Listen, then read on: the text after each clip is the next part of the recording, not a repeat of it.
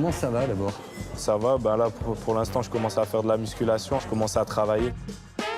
Je peux bouger, je revois les copains et la rééducation elle commence vraiment et c'est beaucoup mieux à vivre, surtout sur le plan mental. Je sens qu'il y a un truc qui se passe bizarre et le chirurgien il m'a dit ouais, il faut ouvrir le genou pour voir. Et dès que je me suis réveillé de l'opération, ma première chose que j'ai demandé à l'infirmière, je me suis dit ils m'ont fait quoi? Et elle m'a dit ouais, ils m'ont opéré. C'est là j'ai appelé mes parents et je me suis effondré. Après ils m'ont remonté le moral et c'était ça le plus difficile. J'étais très bien, j'étais en numéro 9, je marquais des buts, j'avais des bonnes stats.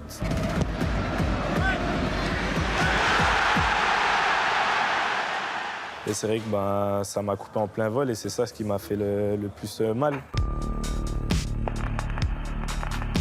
Ça me faisait plus mal pour ma famille et les gens qui me regardent beaucoup et qui me soutiennent tous les jours au quotidien. Mais il vaut mieux maintenant, étant jeune, comme ça je vais bien revenir et plus fort, que plus tard, un petit peu plus compliqué. Donc je tire que le positif de cet épisode et je pense que ça va me grandir. Au moment où vous vous blessez, vous étiez dans les petits papiers de Didier Deschamps. Est-ce que vous avez reçu une pré-convocation d'abord? Une question claire.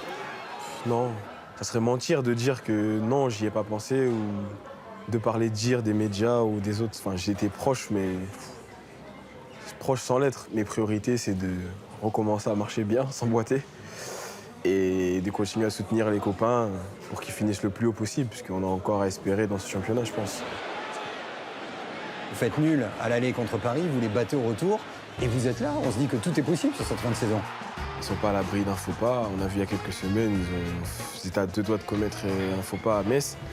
Donc je pense qu'il y a quelque chose à aller chercher et après c'est à nous de gagner tout le reste de nos matchs et ça va jouer au coude à coude sur la fin. Est-ce que vous vous dites qu'avec vous deux en plus, ensemble, il y avait peut-être quelque chose d'un peu plus sympa à aller chercher encore? Ouais, c'est vrai que peut-être on aurait été mieux armés. C'est vrai qu'on était des joueurs importants de l'effectif. C'est comme si Paris perdait deux titulaires, Monaco aussi.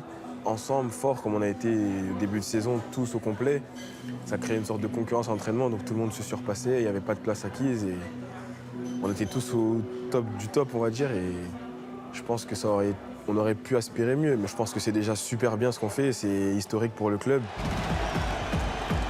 C'est comment Lucien Favre dans le vestiaire?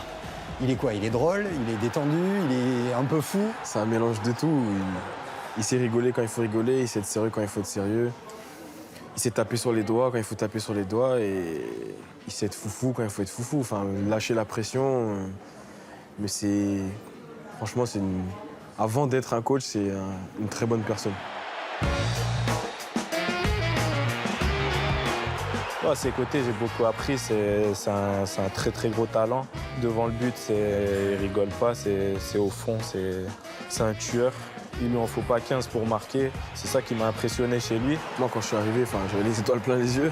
Là, j'avais envie de lui montrer que je pouvais le mettre dans de bonnes dispositions. Et du coup, ça nous a permis, je pense à tous, tout le groupe, d'élever notre niveau. Et vous a tiré vers le haut, en fait. Il nous a tiré vers le haut sans le vouloir, on va dire. Et franchement, c'était un plaisir de côtoyer un mec comme ça. Et moi, j'avais pas une mauvaise image, mais l'image des médias de lui, le foufou qui fait n'importe quoi, qui pense qu'à sa petite personne, alors que pas du tout, c'est un super mec.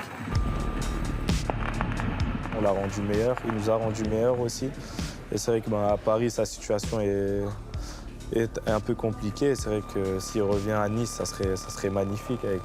Tu le mets en 10 derrière la série, etc. Ça serait au top. Et ouais, s'il veut revenir, on va l'accueillir à bras ouverts. Ça serait un plaisir. Quand j'entends Ligue des Champions, j'ai une image, c'est le ballon sur le cercle avant le match. C'est plus ça qu'autre chose.